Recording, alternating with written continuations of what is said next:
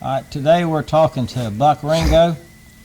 He's going to tell us some of his stories, some of his memories of Myakka when he was growing up or working out here. Buck, tell us some of your memories of Myakka. Well, I'm trying to remember the old days when we had a softball team. I can't remember the name of that. Clell Lindsay, he furnished T-shirts for us to wear, and I don't remember the name of our team. Remember them old days, and I remember sitting around the bench up there at Clell's and listening to Mr. Andy and all of them, Taylor and all of them talking about their old days and stuff that they used to do down there when Wilbur and them used to go down there at the old Taylor Road and shoot catfish with a bow and arrow, you know, and they'd tell you how big they was and all that. And remember the old Sugar Bowl Road and all when it was one little old dinky road. And well, when the store was gone before you and I could remember much, but there was an old store there, and the place was called Edgeville, where Sugar Bowl Road comes into 70. Okay, I remember. Yeah, I don't remember the store. I just remember where it was. It seemed to me like there was part of it still standing there at one time. Yes. By that, was it the one right there by the pond? Yeah. That little water hole like thing there? Well, it was. What side of the road was it on? It was on the southwest corner of Sugar Bowl Road. That's the one I'm talking about. Yeah, yeah, yeah. There was a little old like a hole in all there. Yeah, I don't. That's all I remember about that now. Well, did you move here in time to go to school? No, sir. Our kids went to school here. My wife, Janice, she was an Altman. They went to school here. Her ma drove the school bus at Myakka. In fact, her and Johnny McDonald was talking to each other a while back in a restaurant there in town, and Johnny was thinking about trying to get that old bus fixed up. I think it's the same bus that Janice and Mama drove. But I didn't go to school. Yeah, they went to school there at Myakka. We was living at Granny Albritton's, G.W. Albritton's old place down at Verna. But we moved from the Myakka City around and moved somewhere else, then come back. We've been in and out since, well, I started coming out here, I think. Well, I first come out here I was about 7, and then I started coming back out more regular around 9 when the Kilpatrick and all moved over here on the Singletary Road, Yep. Which was a dead-end road at the time, right there at the old Kilpatrick place. And then there's Mr. Andy's pasture, and I don't remember who owned that on the north side there. But What did you work for him? I day worked a lot. Mr. Andy, I worked day work, just cow work with him when I was really young coming up. That's all. And then Mr. Coker there, I picked oranges for. He got me. Didn't like picking oranges, but he kind of put me in a bind. Every time he wanted me to pick oranges, I'd tell him I had cow work, but he finally caught me one day, and I couldn't lie to him back because I didn't have no cow work. So then I started picking oranges with him some. But yeah, I worked on a lot of the ranches around here through the years. You know, but all day work. The only time I worked steady is when we was working for King Ranch. There, they bought Mr. Ray Carlton's section. There was Mr. Iyer, Mr. Ray, and then Miss Parks' 3 sections that they divided up, I guess, when Mr. and Miss Carlton divided it up, and they bought that section there, and I was there for 15 years for him. But back then I was busy with this ranch and one in town, and they had one in North Carolina, so I didn't have much time to do much day work. So I got out of day working there, just, you know, ranch work for the King Ranch Manatee there. Yeah, I'm trying to remember some of the other old people I worked for, but just all around, I can remember years ago when down at the old Altman place that my wife's grandpa lived down there and all, and they had, I think it was 40 acres what he homesteaded, and then the Gamage pasture, and then just Johnny Altman, his wife's daddy's cousin, I think, or something like that. I don't remember all that, but The old Altman place you're talking about is east of Sugar Bowl Road off of Clay Gully. No, sir. It's off of Sugar Bowl Road. It's east, and I can't remember who owned that place on the right there. I don't remember the feller's name now anymore, but he had a big ranch and grove and all that. But the Altman you're talking about off of Clay Gully, I think that was Johnny's, Uncle Johnson and them. That was Janice's, my wife's grandpa's brother. Okay. Yeah, that'd be Johnson Altman. Because it's still standing, and Mrs. Sislo owns it now, and she was wanting to donate it to us to move to the fairgrounds, but we went out there and looked at it and took Dart, and he didn't think it was movable, would hold up to move. Now the house you're talking about, you go across Sugar Bowl, Yeah. Clay Gully, and take a right and run Yeah. straight into the house. Yes. You know how front porch sits Yes. north. Yes. Yeah, that's Uncle Johnson, Johnson Altman. It's the old place. Yeah. Well, did you remember any relatives of the old railroad that used to come through Myakka? The only thing I remember about that old railroad is that Grandpa Albritton's down there. Part of the old trestle and stuff across that creek was still there, and part of the old the railroad itself was there. Part of there's old pieces cross tie. You could see the rails nothing but there, but you know, a part of it was there. That's the only part I remember. And I remember my Aunt Dovey that married my Uncle Brack Lowe. Her first husband was a conductor on that railroad, but I don't remember his name or nothing. That was way before my time. But that's all I remember about that railroad. And I can remember where it went through the pasture, because Janice's uncle, Ori Miller, they had that land lease from the Mott people in Miami and all that Mott land there. Yes. We had land leased there for cows, and that railroad went right through part of the pasture there on the south side of the 70. In fact, it paralleled it for a ways there. I don't know for how far. I don't remember.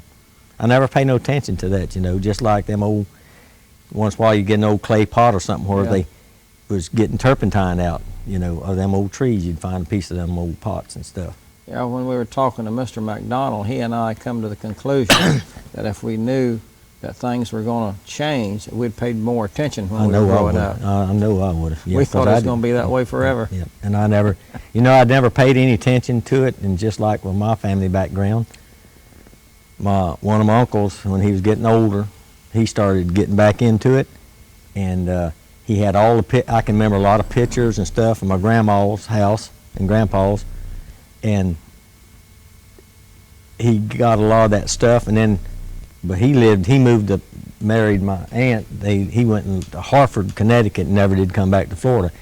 And he had all that stuff, and then Sharon and married Ann got in an argument of some kind. So Mary Ann either supposedly burnt, all that stuff was burned or thrown out because them two gals got in a fight. So now we don't have any the old pictures and stuff, you know. And like I said, I just never paid no attention to that because you just don't, you know. Yeah. It's just like the girls' grandbabies go to Duet, and they're going to have a thing over there, old-timer thing, and I got an old set of spurs that was supposed to belong to Jesse Knight, and that was my grandma Ringo's. Yes.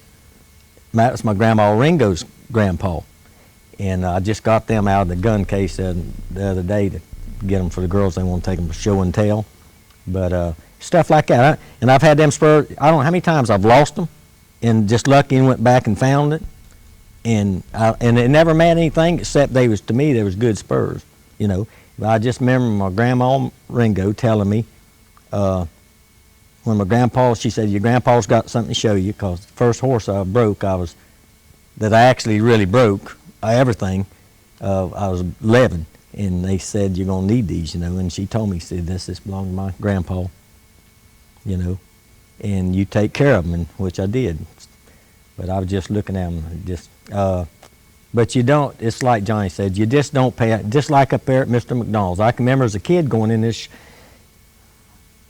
work shop, whatever you want to call it, where he had all his old blacksmith stuff and all. Yep. And that stuff just amazed me as a kid, but he had it, he knew everything where it was at, and what to do with it, and all that. Now, I don't know where Johnny ever done any of that himself or not, but I don't know. I remember Mr. McDonald. Remember the old road before they put the new road, when the old road went through over the wooden bridge and on the Myakka, you know, and come up there. and then you had the old dirt road going in. That all changed, you know, when they put that new road through there. So, yeah, I can remember that. Did you ever do any day work for the old El Maximo Ranch out there? That's so very little. What's his name? I'm trying to think. Maxie. Yes. Yeah, that was Lat Maxie. Yes. Now him, I done some little bit there, and I'm trying to think who was the foreman there at the time. I was a kid. I can't remember his name. Lived in that old wooden house right there at the end of the Sugar Bowl. Well, I can't remember. I did a little bit of day work, not much, you know. I never worked steady for him. Now Vaughn Maxey, which was kin to him, when I was working on with my wife and I was over at H.T. Davis Ranch over there in Zoffo. Now Vaughn, I've done some work with him some, and what we done is trade off day work. When they worked cows, his man would come help me, and when we worked cows, it'd go, you know, vice versa. But I never did work there very much. Like I said, just day work, not steady. Was all the screwworm and tick fever over when you were day working? I got a taste. I got a box at the house that my grandpa Ringo had, and he kept gun shells in it, like a gun box. But I still got it, far as I know.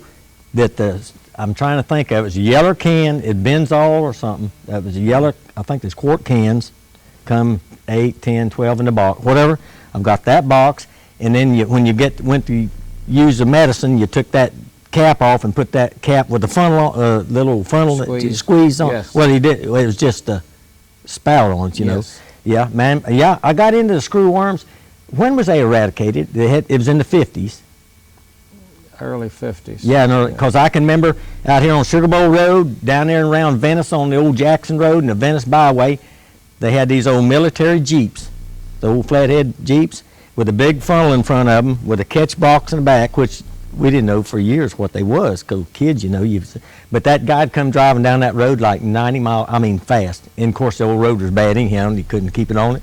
But they was getting them flies is what they was doing, catching the flies, and as soon as he stopped, he pulled that little string or whatever he did, and it shut the door on the container in the back where the flies couldn't get out.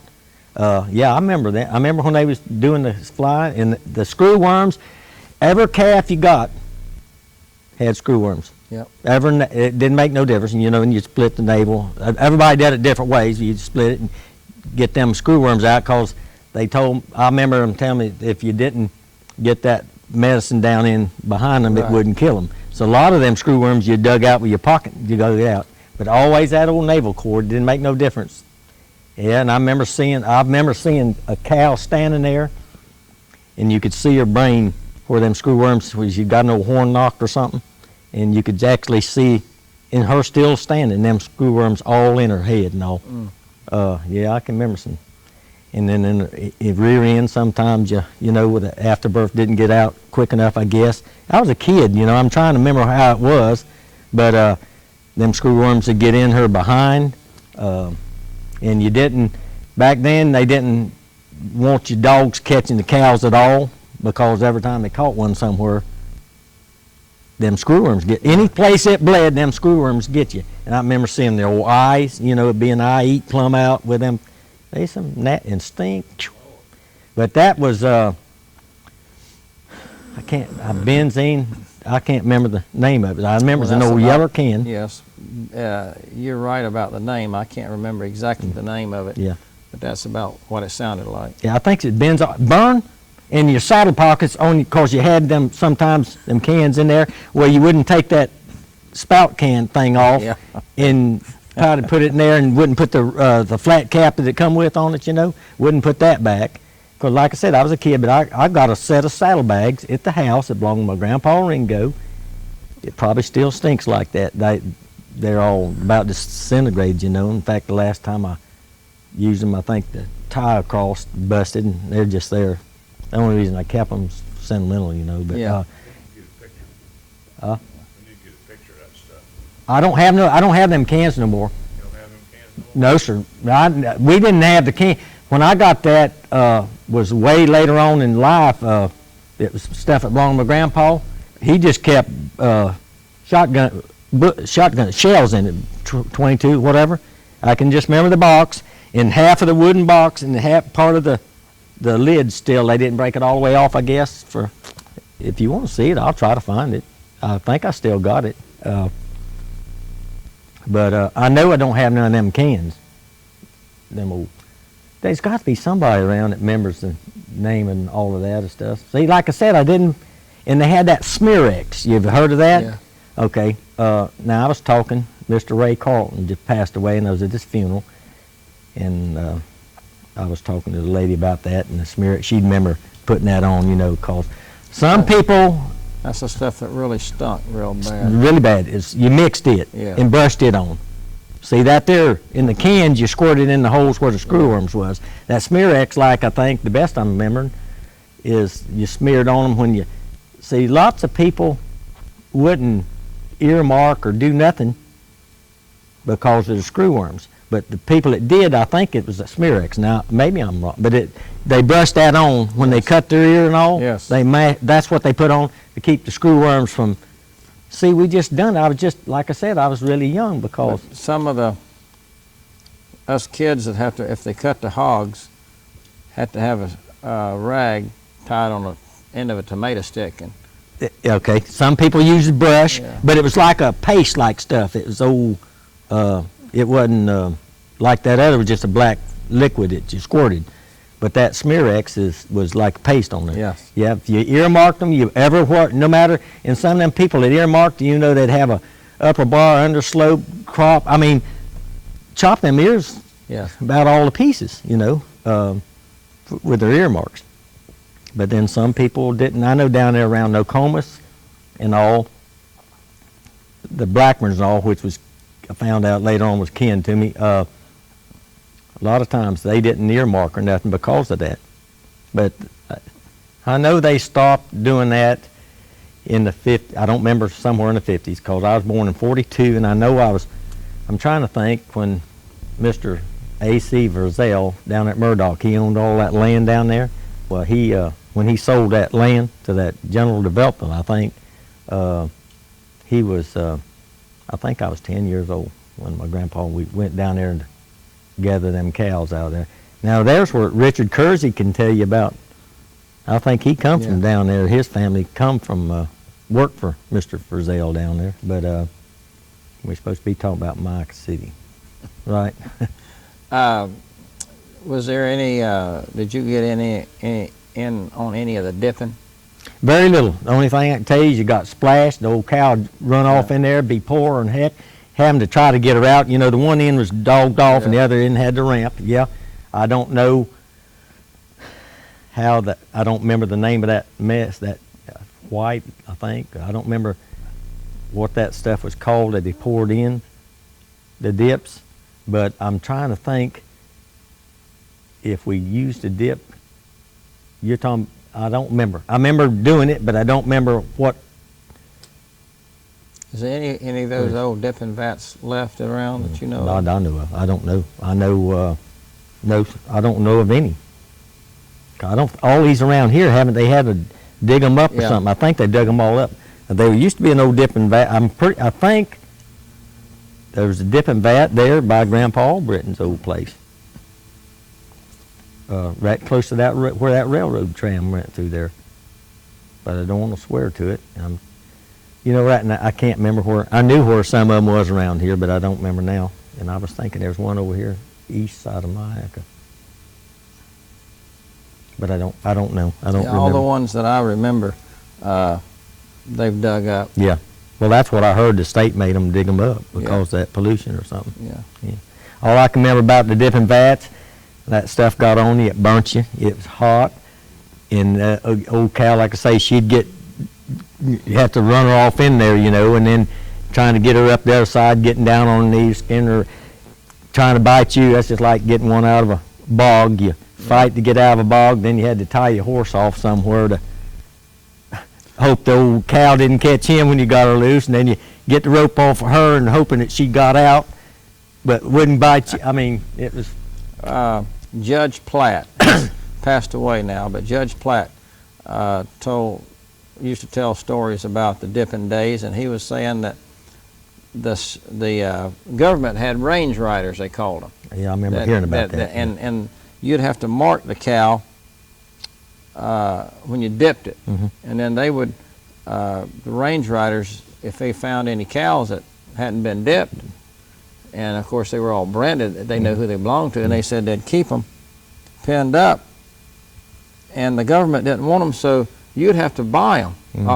Buy your cows, man. Well, you'd have to pay the cost of. And he says some of them cows would cost you $3 a head, and he said they wasn't even worth that. Right. Yeah. Well, you know what? When I was coming up, the cow work, most people only work cows maybe once a year. Yeah. Because they had to pay taxes or need the money. You didn't have cow pen. You had pin and crevice. You had to rope them, catch them. You know, you didn't have none of this fancy stuff now that to do nothing with. Nobody, and besides, it wasn't that easy getting them out of them woods all the time. I know on that old Myakka, that river swamp and all, if you didn't have decent dogs, you'd ride by cows, they'd stand right there and look at you. And you'd never even flop an ear, you know, and you'd go right by them. Then you back ride the pasture. I mean, it wasn't easy to get them, you know, years ago.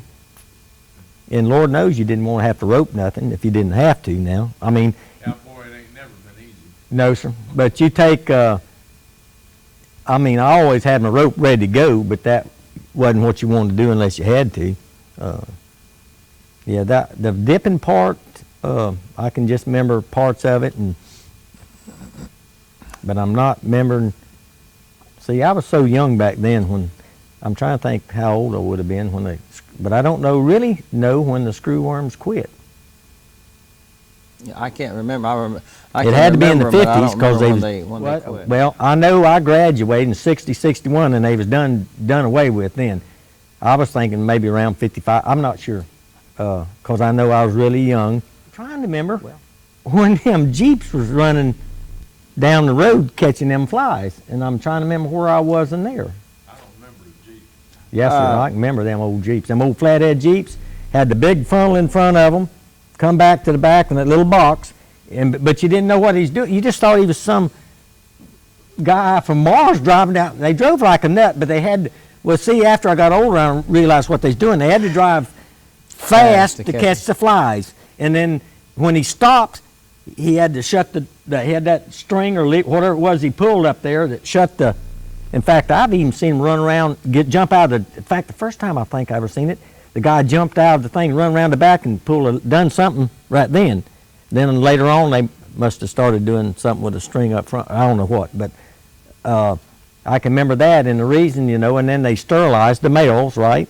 They sterilized the male, and then they turned them loose, and that's how they eradicated them. As far as I can remember, that's what I remember hearing. But it had to be 53. The ticks, I just got a National Cattleman's magazine this week, and in 48 or something like that in Texas, they had pushed them down to the Rio Grande and back over into Mexico. But they still today have that area quarantined. Okay. And they're showing up again. Ticks? Yep. Yeah. I mean, you know, this is 2008. Yeah. And that place has been quarantined since the 40s. And but Mexico don't have a program. Okay. Is what they were saying in the article. And they're coming back across the border.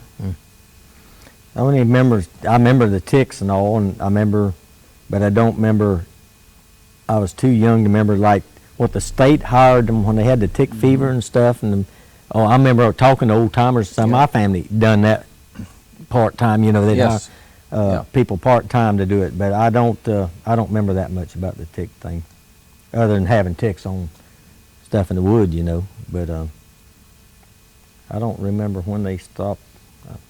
I know I was young when they was dipping. I know I was really young when they was doing the screwworms and stuff. And it was nasty.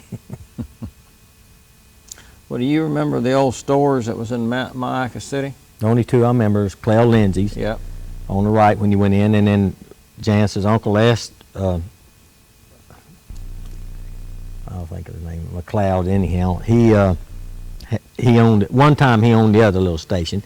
And I can remember, things I can remember is the old gas pump that you pump the gas up in the glass thing, you know, to tell you how many gallons you had or whatever it was, and then you run it out, and if you needed more, you pump it again. The old gas, it was a gas pump, I guess you called it, yeah. I remember that, and I remember the post office there. I think the post office was in that store. Now, them's only two stores I remember, is them two there, Mr. Clell's, which is the old big two-story and all that, and then the other one over there. That's when the old road still went around the wooden bridge and around by Mr. McDonald's and went out. Yeah, had a lot of good times. In fact, when we was playing the softball, had the softball team and all there. Two stores are still going, and I don't even remember when they done away with them. Really, I know. I think I was already married when they done away with them. I believe in the '60s. Do you remember? Yeah. Do you know when they? No, but it was in the 60s. It had to be in the late '60s or '70s when they done away with it. Yeah. I'm trying to remember what I was driving the last time I went by there, but I don't remember that. I know I had an old '58 Chevy I was still driving there. I don't remember. I had a '66 Ford. When I had that '66 Ford, they still was open there. I think it must have been the '60s or something. Yeah. Well, when they built a new road over there, the story goes that the Lindsays built the store where Bobby's at now. They did. Clay and them, they built that store, and then I don't know how long they'd been there, but then Clay passed away, I think. And then it was just Miss Lindsay and what's her daughter, I can't remember her name now. But they run the store where Bobby's at. Yeah. That's what happened. I know they tore down but see, I don't think they tore down Clell's old store. Actually tore it down when they built the new road. Right then, I don't remember, No. but they quit using it on Yeah. it. But anyhow, I know that Clell's, they built that store where Bobby's at now, yeah.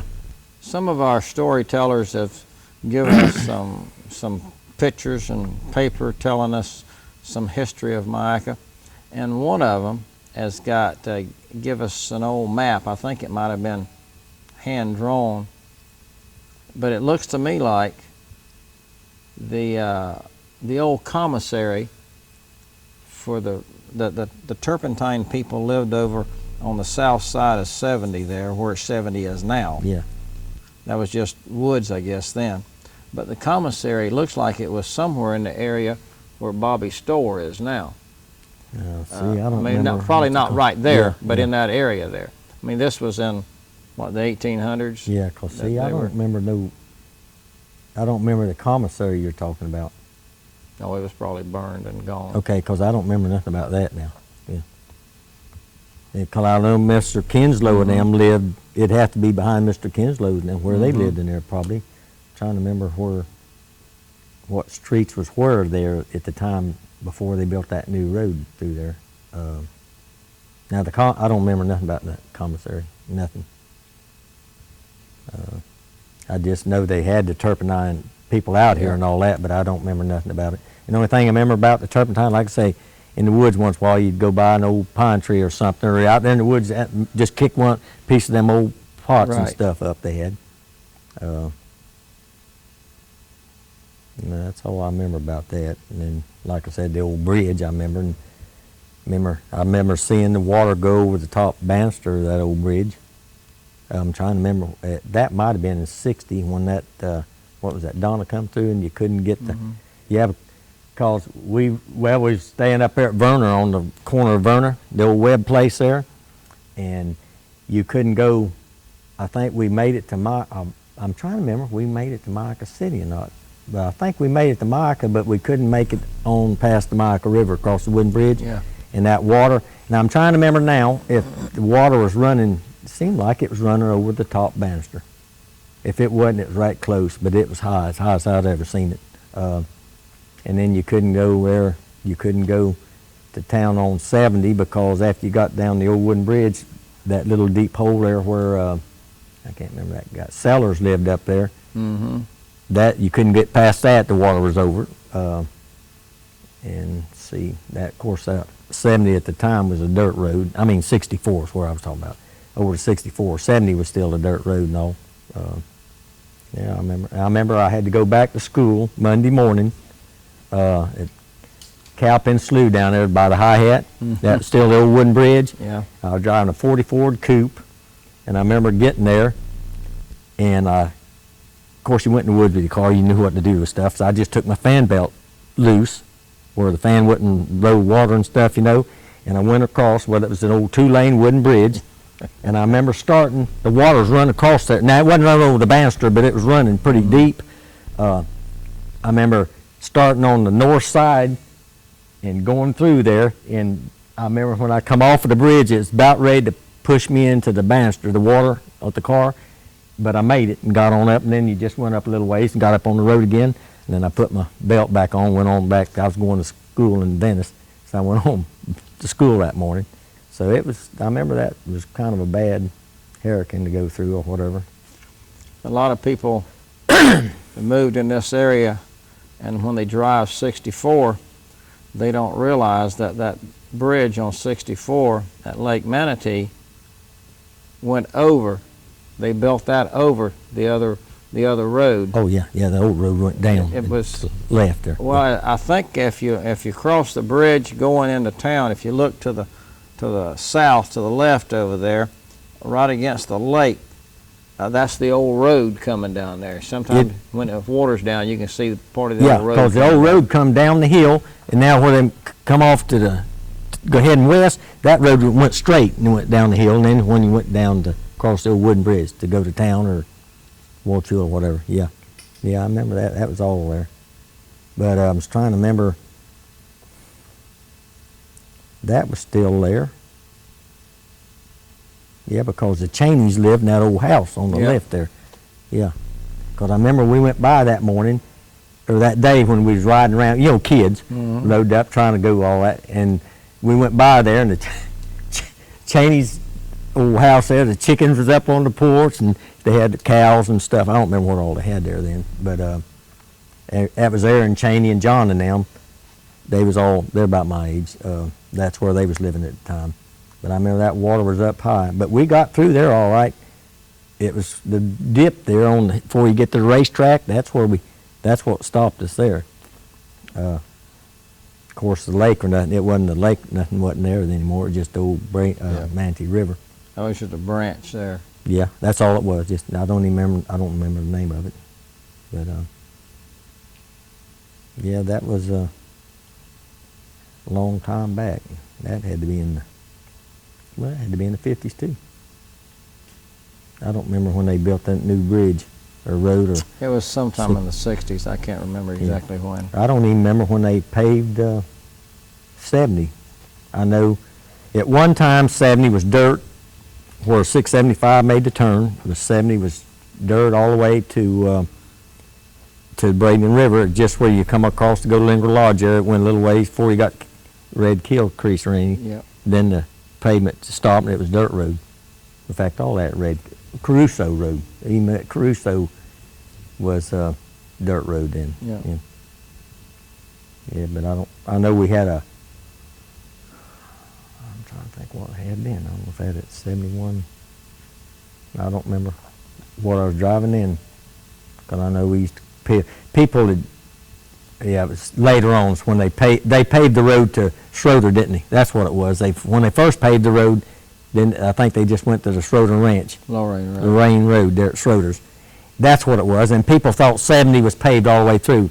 And then from Lorraine Road to 675, 70 was still a dirt road. And you'd be people down there stuck, and they'd get their maps out and show you, they'd be from up north or something. They thought it was supposed to be paved all the way through. Well, they'd get down so far, then they'd get stuck because they didn't have no car, so we'd pull them out. But I don't remember when that was neither.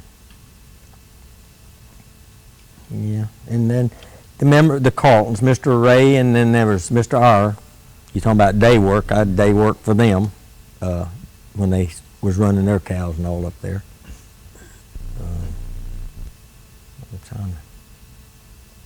I can't remember who all, but back then I didn't pay attention. I just helped them, work, whoever needed help. Well, you worked for Doc King up there for a few years. I think And, it's 15 years, yeah. I was out there the other day. My wife and I went out there. There was some people leasing some property from Ben Okay. and had some cows that we got. About all that's left of Ben, I think, has all that's left of Doc's place, and he's farming it. Yeah, I think. now, yeah, he's taking the biggest part. I know Doc, for while we're still out there, he sold that 90 acres across Long Branch to a fella, I can't remember his name. I talked to him the other day, and he said he still got it. But he's farming all of that other part there that's what's left.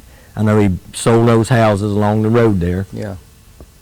And then there's some in the back there that he can't, it's gone wet to farm, I think. But my wife and I went out there a few months ago just to talk to Ben, and went by there and see how all he was doing back there. But we Who didn't would go have over. ever thought in the tomato business that Ben went into those exotic tomatoes I know it. Yeah.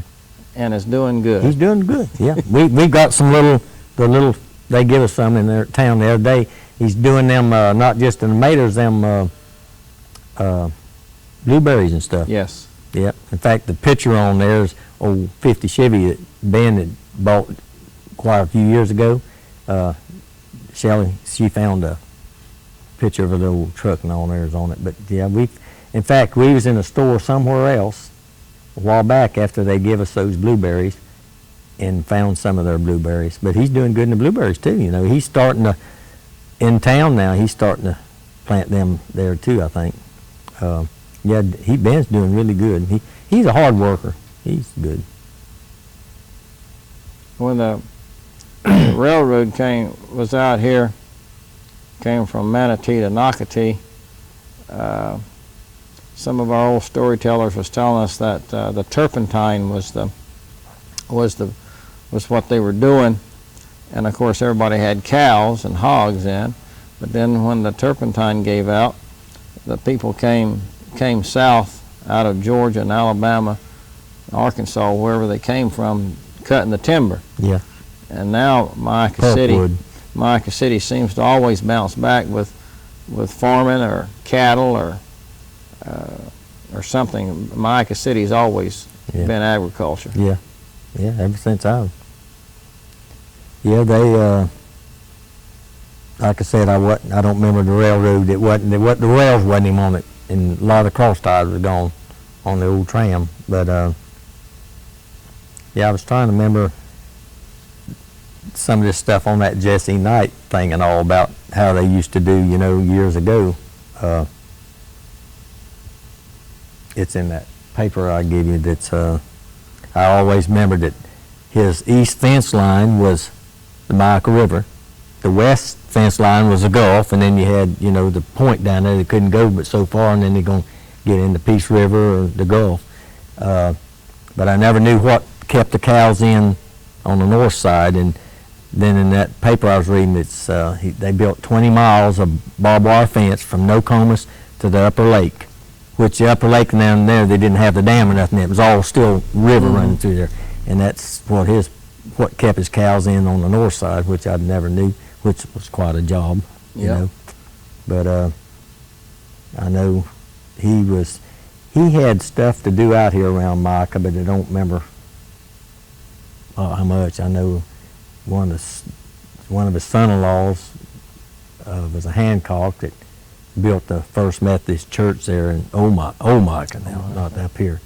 But yeah, I was trying to think. I know the old Singletary Road didn't go all the way through. I can remember the cattle guards going down the Vernon Bethany Road, the cattle guards there by Mr. Phillips's old place. And I'm trying to think who that was. Had that ranch there, the cows over there. I can't remember that now. And I remember the old Rainbow Ranch and all them old places like that.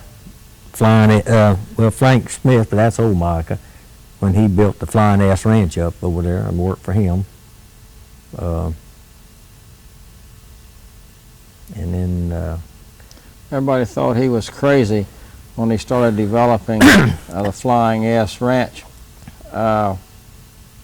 putting an airport in by everybody's house. Yeah, right, yeah. So that'll never work. It did. My dad-in-law with James Altman, he dug the big. I think he dug the biggest part. I don't remember all that, but I remember he dug it because I oiled on the drag line for him when they dug the dike. When they put the dike around right on the Myakka, put that dike up. He dug that. I can remember that. He was working for Frank Smith then, and I remember when Frank was still doing all the. It was just a ranch then when they dug that dike and put it up, but it was later on when he started developing that for the airport thing there. But it worked out. We've got some friends that we know lives out there. It's kind of funny to land your plane and put it in the in your garage or carport or whatever. But yeah, I can remember when they and Mr. Owsley, Carlton, across. When I remember he still was alive, and that's Fleeta's daddy, Owsley. Yeah, he was quite a fella. I always liked him real good. Worked for him. Yeah, I'm trying to remember the man. Carter was a fella. One time, it was Teddy Carter's daddy. Gene Carter, I believe the man's name was Gene Carter. He was Frank's ranch foreman. And I remember the old county barn out here. Eddie Durrance was the Right. Over at the I don't county. know. I don't know. He probably wasn't the first one, I but don't he think was. He was the one everybody remembers. Oh He was yeah, there everybody remembers forever. Mr. Eddie. Yeah. He was there forever. Yeah, he was there forever. Yeah, he was there a long time. They had quite a job back then. Well, Jance's uncle, Mike Webb, worked for him. Uncle Maury, Albritton, he worked for the county. I remember there wasn't too many houses on that road, Warchula Road, then at the time. I was trying to think. There was one. There was a few, but not too many. I don't remember how many was on that old road then. Just it's like Johnny talked. You don't think of that stuff. You don't pay any attention to it, and now you try to remember. I'm having a hard time remember how to get to the house in the evening when I get off, and you try to remember all that stuff. It's just you don't. It's hard. You don't pay attention to stuff that you should. Yeah. Yeah. But that's about all I can remember is the